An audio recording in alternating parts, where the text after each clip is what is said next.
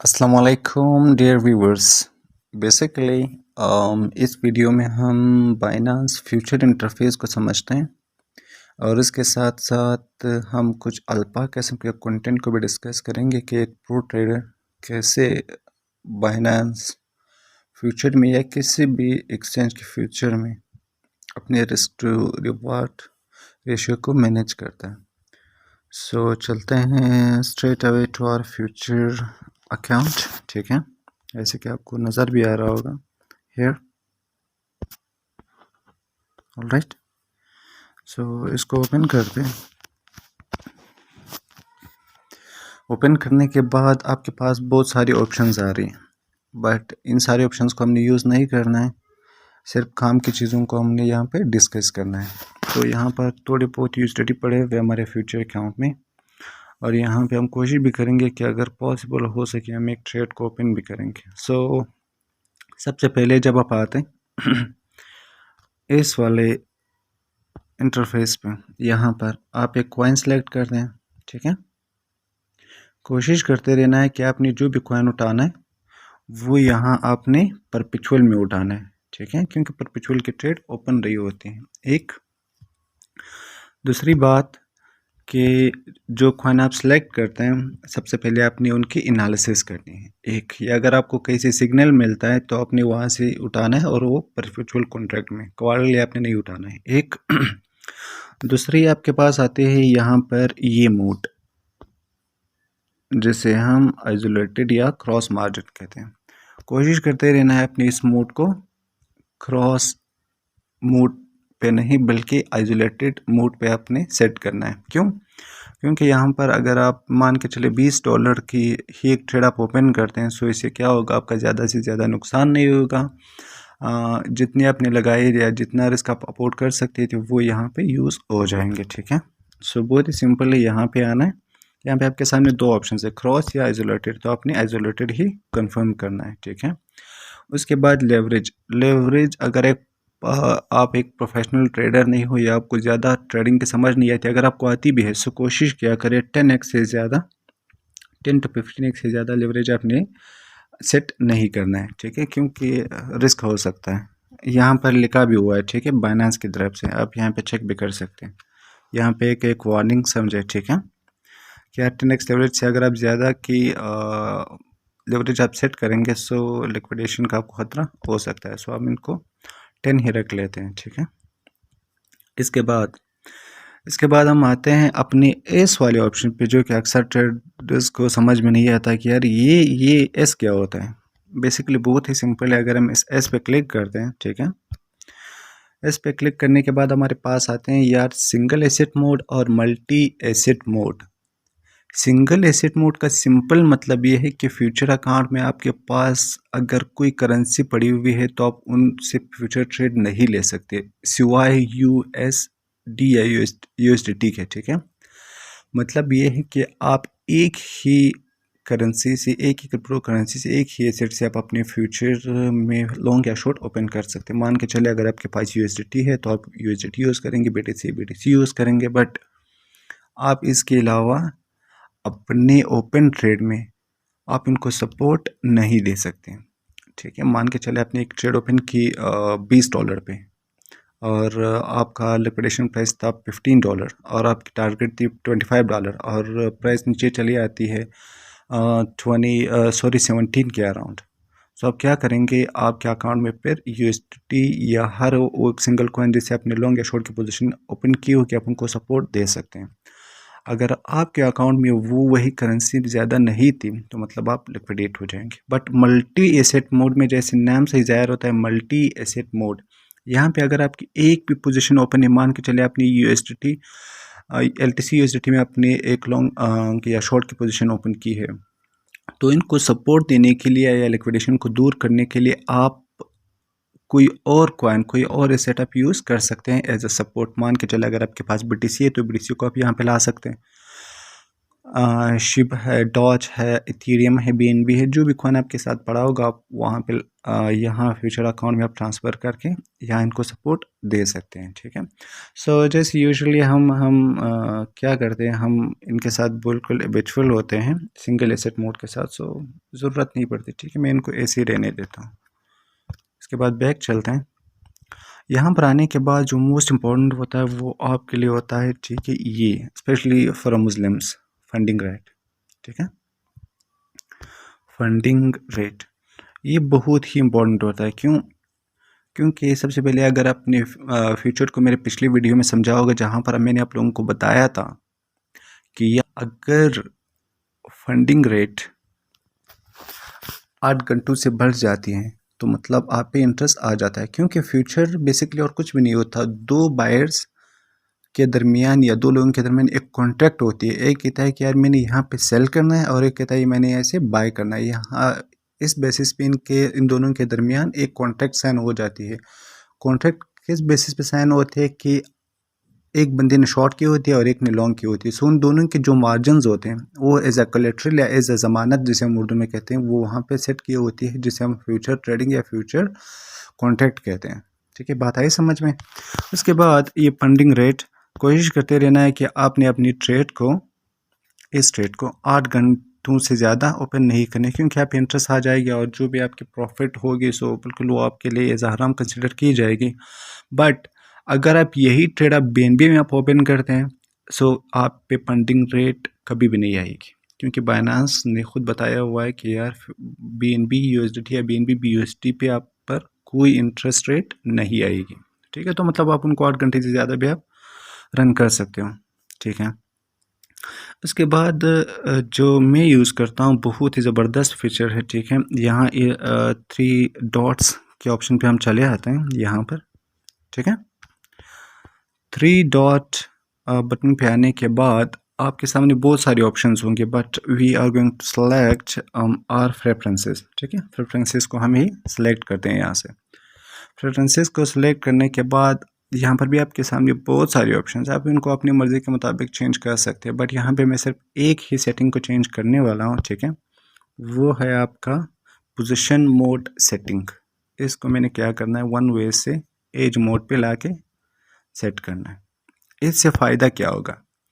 इससे फ़ायदा ये होगा कि मान के चले आपके पास LTC में एक पोजीशन ओपन है लॉन्ग की, क्योंकि हमारे पास अभी LTC की चार्ट ओपन है, ठीक है। अगर आपके पास LTC की एक लॉन्ग चार्ट ओपन है तो आप वन वे में आप शॉर्ट ओपन नहीं कर सकते। और जब आप ओपन करेंगे आपका लॉन्ग पोजीशन ऑटोमेटिकली फिनिश हो जाएगा, ठीक है, क्लोज हो जाएगा। बट एज मोड में बेसिकली आप एक टाइम पे एक कॉइन में आप लॉन्ग भी ओपन कर सकते हैं और शॉर्ट भी ओपन कर सकते हैं, ठीक है। सो इसलिए मैं रिकमेंड करता हूँ कि आप एज मोड यूज़ किया करें, ठीक है। और इसके बाद ये तो सबको समझ में आ रहा होगा कि यहाँ पर बेसिकली हमारे बैलेंस होते हैं, ठीक है।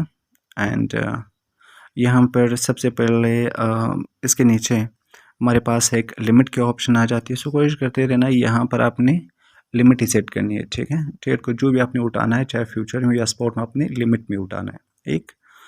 और यहाँ पर ये तो सारे क्लियर है, ठीक है। LTC आपने कितनी अमाउंट में उठानी है और कितनी USDT आपने यहाँ पे सेट करना है, ठीक है, यहाँ पर। इसके बाद आती है हमारे पास लेवरेज। सो लेवरेज जैसे मैंने पहले ही बताया था, सॉरी, मार्जिन को आपने मतलब अपने हिसाब से आप इनको सेट कर सकते हैं कि आप कितना रिस्क उठा सकते हो। रिस्क या पोजीशन साइज़ वाली वीडियो मैंने अपलोड की हुई है, अगर किसी ने अभी तक देखी नहीं है तो वो जाके देख सकते हैं कि आप अपनी पोर्टफोलियो मैनेजमेंट कैसे करते हैं बाय योर पोजीशन साइजिंग, ठीक है। इसके बाद जो भी ट्रेड आप ओपन करते हैं, सो कोशिश आपने करते रहना है कि यार जो ट्रेड आपने ओपन की है क्या वो स्विंग ट्रेड, इंट्राडे है, स्कैल्पिंग है। ये समझ आने के बाद यहाँ पर लोग अक्सर आपको बताते हैं कि यार आपने स्टॉप लॉस भी लगाना है, सेट करना है, या टीपी भी आपने लगानी। कोशिश करते रहना है, इनको आपने सेट नहीं करना है, इनको आपने मैन्युअली देखना है। क्योंकि जब आप सेट करेंगे मार्केट को पता चल जाएगा कि यार यहाँ पे इनके स्टॉप लॉस है, तो मैंने एक विक मारनी है, इनको मैंने मार्केट से बाहर फेंकना है। सो आपने सिर्फ अपनी दिमाग में रखनी कि यार यहाँ पे मेरा स्टॉप लॉस बस होना चाहिए, बाकी आप सेट नहीं करेंगे, सिर्फ मैन्युअली अगर प्राइस वहाँ तक पहुँच जाता है फिर आपने अपनी पोजीशन को क्लोज करना है। ठीक है, बात आई समझ में।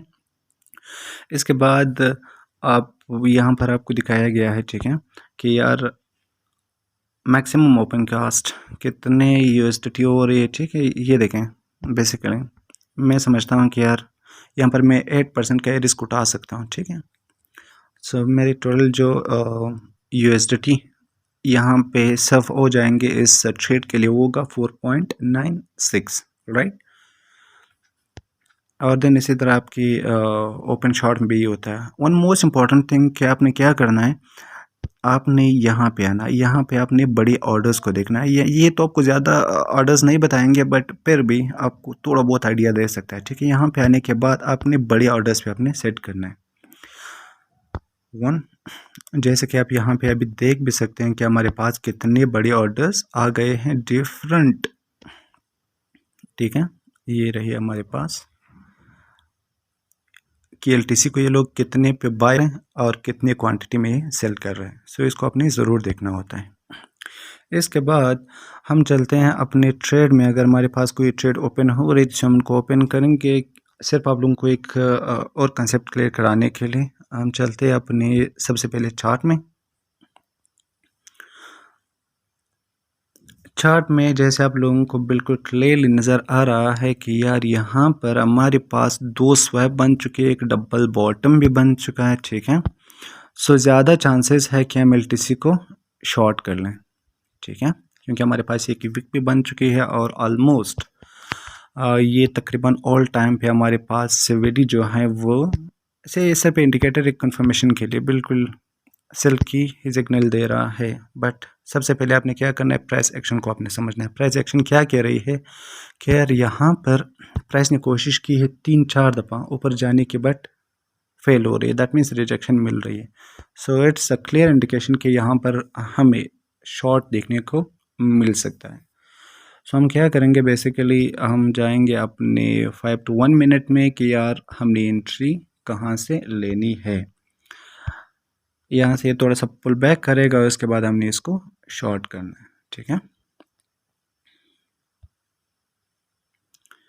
Let's say coming back to 1 minute, as you can see बिल्कुल हमें ब्लड देखने को मिल रहा है मार्केट में। सो ये चार्ट देख एनालाइज करने के बाद आपने आपने उसके बाद क्या करना है, आपने बीटीसी पे भी नज़र रखना है कि यार बीटीसी है कहाँ पे।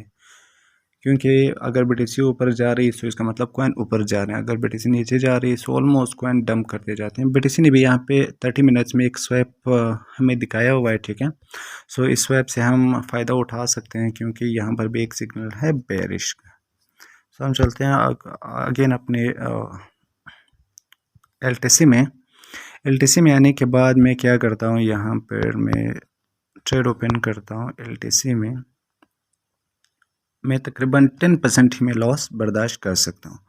सो यहाँ से मैंने कर दी इनको शॉर्ट।